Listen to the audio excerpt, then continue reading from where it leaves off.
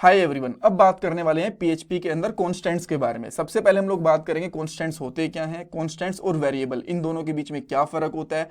PHP के अंदर आप दो तरीके से कॉन्स्टेंट डिक्लेयर कर सकते हो, दोनों तरीके मैं यहाँ पे आपको बता दूंगा।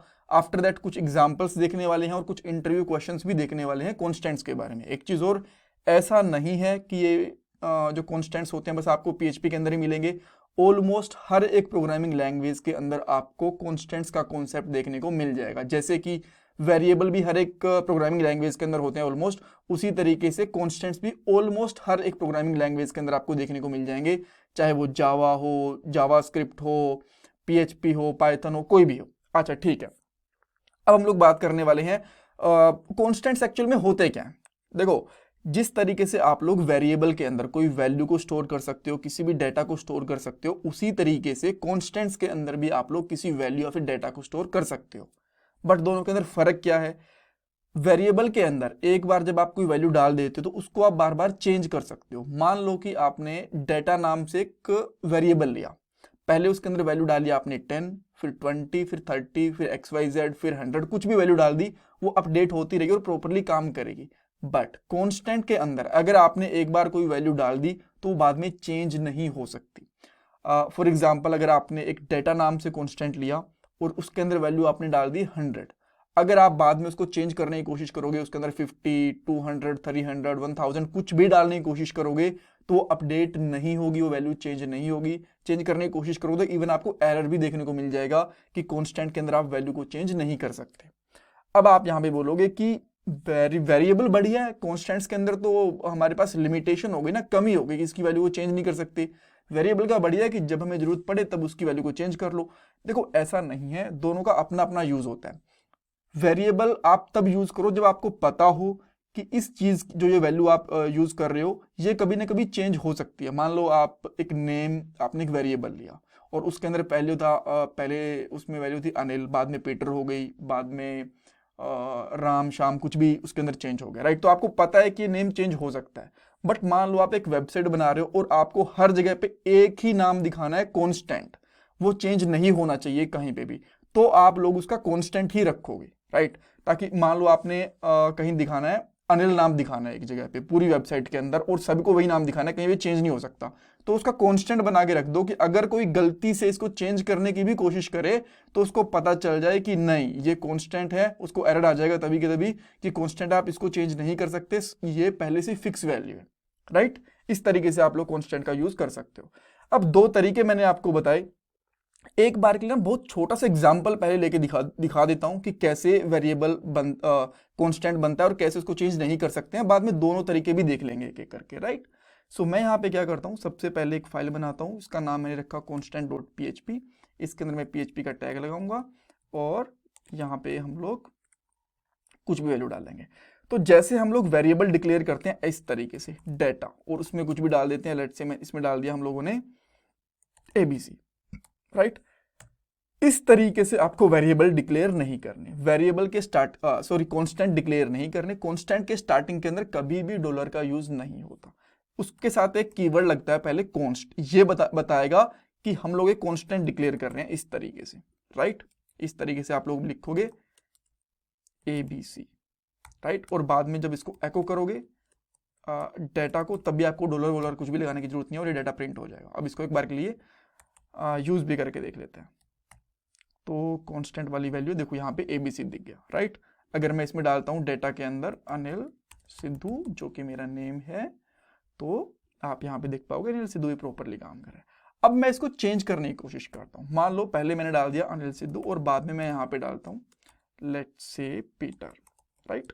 इसको हम लोग असाइन करने की कोशिश करेंगे तो यहाँ पे हमें एरर देखने को मिल जाएगा। इसने क्या बोला, यहाँ पे देख सकते हो अनएक्सपेक्टेड टोकन इक्वल, कि आप इसके अंदर दोबारा वैल्यूज को डाल ही नहीं सकते हो। इवन आप बोलोगे अच्छा ठीक है, हो सकता है इसको हम लोग इस तरीके से डिक्लेयर कर पाए कॉन्स्ट, इस तरीके से भी हो पाएगा। जी नहीं, इस तरीके से भी अगर कोशिश करोगे तो ये आपको बोलेगा constant data is already defined, कि पहले ही लाइन नंबर 4 के अंदर डिक्लेयर हो चुका है, किसी और लाइन के अंदर डिक्लेयर हो चुका है। तो जो आपने लाइन नंबर 4 के अंदर, वहां पे आपको वार्निंग मिल गई कि ये चीज गलत है, ऐसा मत करो, राइट?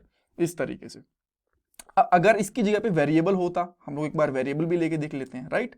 सो मैं एक वेरिएबल को दूसरे ब्लॉक में बना देता हूँ, ये ऊपर चल रहा है, ठीक है, यहाँ पे हम लोग वेरिएबल, थोड़ा कंपैरिजन हो जाएगा। वैसे मुझे पता है कि आप लोग ऑलरेडी वेरिएबल के बारे में पढ़ चुके हो, बट स्टिल मैं थोड़ा सा यहाँ पे एक कंपैरिजन करना चाहता हूँ। तो मैं यहाँ पे लेता हूँ लेट्स से डॉलर नेम और इसमें लिख देता हूँ ब्रूस, राइट, और बाद में मैं इसको एको करवाता हूँ और यहाँ पे लिख देता हूँ नेम, और यहाँ पे ब्रूस हमें प्रॉपर्ली प्रिंट होता हुआ दिख जाएगा, कोई दिक्कत नहीं है इसके अंदर, ठीक है। अब मैं इसको यहाँ पे डॉलर ब्रूस की जगह पे चेंज कर देता हूँ, डॉलर नेम में डाल देता हूँ टोनी, राइट। जैसे मैंने टोनी डाला तो अभी टोनी चेंज हो गया, राइट। बट अगर देखो ऊपर मैं यही चीज करने की कोशिश करता हूँ, सिंपली यही, राइट। सबसे पहले मैंने क्या डाला, इसको ऊपर वाले को हटा देता हूँ मैं, यहाँ पे मैंने डाला अनिल सिद्धू, और बाद में इसको पीटर करने की कोशिश कर रहा हूँ, तो मुझे यहाँ पे एरर मिल जाएगा। समझ गए आप कि एक बार कांस्टेंट डिक्लेयर करने के बाद उसकी वैल्यू को चेंज नहीं कर सकते, ठीक है। अच्छा, एक तरीका तो ये हो गया डिक्लेयर करने का। अब मैं इसको ना यहाँ से हटा देता हूँ, इसकी जरूरत नहीं है। दूसरा एक और तरीका जो मैं आपको बता रहा था, बिल्कुल है, एक और तरीका है। एक बार के लिए मैं इसको यहाँ पे कमेंट आउट कर देता हूँ।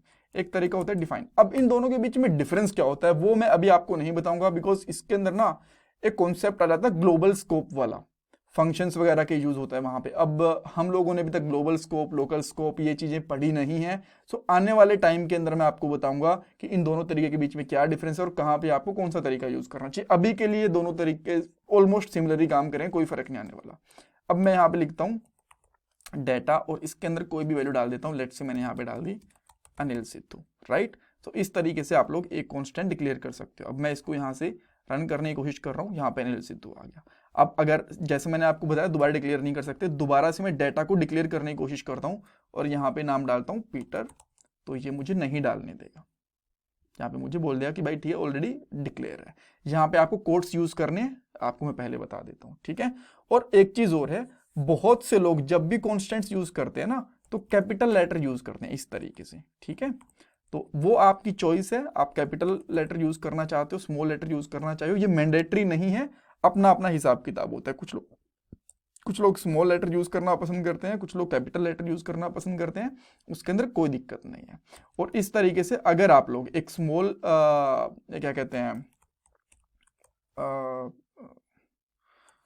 कांस्टेंट डिक्लेयर कर दोगे और एक कैपिटल डिक्लेयर कर दोगे, तो ये दोनों के दोनों अलग अलग कंसीडर होंगे, राइट। एक कंसीडर नहीं होगा, बिकॉज पीएचपी के अंदर डाटा वैसे ही होता है। अगर आप लोग एक डाटा नाम से वेरिएबल स्मॉल से और एक कैपिटल से क्रिएट करोगे तो दोनों अलग अलग कंसीडर होते हैं। तो इसीलिए ये जो हम लोगों ने कांस्टेंट लिया स्मॉल केस के अंदर ये अलग है, और जो कैपिटल केस के अंदर लिया वो अलग है, ये आपको भी ध्यान रखना है, ठीक है। ओके, सो हम लोगों ने देख लिया कि दोनों तरीके से डाटा डिक्लेयर हो सकता है। कैपिटल लेटर, स्मॉल लेटर, ये आप अलग अलग डिक्लेयर कर सकते हो। इवन ये इंटरव्यू क्वेश्चन बनता है, मैंने आपको बताया था कि लास्ट में इंटरव्यू क्वेश्चन डिस्कस करेंगे, तो एक इंटरव्यू क्वेश्चन भी बनता है। एक चीज और है, जब हम लोग अभी देखो ये तरीका आपने देख लिया, इसकी ज़्यादा बात नहीं करेंगे बिकॉज ये अभी के लिए ज़्यादा यूज़ नहीं करते लोग, ठीक है। इसके ऊपर ज़्यादा फोकस करते हैं। अब एक चीज़ ये आती है कि किस किस तरीके से हम लोग डिक्लेयर कर सकते हैं। जैसे अगर मैं पहले लास्ट में डॉलर लगा देता हूँ यहाँ पे, राइट, और अब फिर डॉलर लगाने के बाद में मैं इसको यहाँ पे इसी तरीके से इसको यूज करने की भी कोशिश करता हूँ, राइट। सो आपको ये बेसिकली एरर दे देगा, ये बोलेगा कि ठीक है आप लोग जो डाटा वेरिएबल है वो वेरिएबल के जैसे यूज करते हो, एज अ कांस्टेंट आप इसको यूज नहीं कर सकते, राइट, इस तरीके से। देन एक तो ये केस हो गया। दूसरी चीज, जो कांस्टेंट होता है वो इवन आपका किसी नंबर से स्टार्ट नहीं हो सकता। अगर यहाँ पे डायरेक्टली 1 डालोगे तो उससे स्टार्ट नहीं हो सकता, एरर देगा। बट या तो ये न्यूमेरिक रहेगा हमेशा, सॉरी अल्फाबेटिक रहेगा, या फिर अंडरस्कोर रहेगा, और कोई स्पेशल कैरेक्टर भी मिलेगा। देखो ये भी हो गया।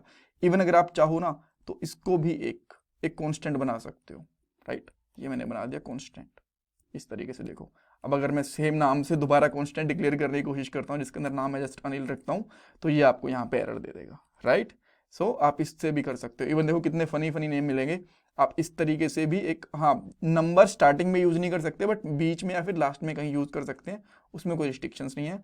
अब इस तरीके से भी, ओके, इसने क्या बोला, अनडिफाइंड कांस्टेंट। ओके, एक्चुअली ये मैंने ज़्यादा एक अंडरस्कोर लगा दिया। देखो ये प्रॉपरली काम कर रहा है। सो ये आपसे क्वेश्चंस पूछे जा सकते हैं कि क्या हम लोग दो केस सेंसिटिव, यानी कि एक स्मॉल लेटर में एक कैपिटल लेटर के अंदर दो कांस्टेंट बना सकते हैं। तो आप बोलोगे हाँ बिल्कुल बना सकते हैं।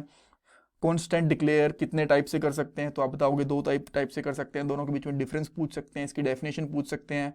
उसके बाद में क्या क्या हम लोग दो अंडरस्कोर के साथ में एक वेरिएबल कांस्टेंट बना सकते हैं? बिल्कुल बना सकते हैं। सो थोड़ा बहुत इसके अंदर आप लोग खुद से भी ट्राई करना कि क्या क्या चीज़ें यूज़ कर सकते हैं, आपको थोड़ा सा और बेटर आइडिया होगा, right? So that's all. I hope आपको चीज़ें समझ में आई होंगी कॉन्स्टेंट्स के बारे में। कुछ इसमें कन्फ्यूजन है, कुछ डाउट है तो मुझे कमेंट सेक्शन में पूछ सकते हो। Thank you so much for watching this video. Thank you everyone.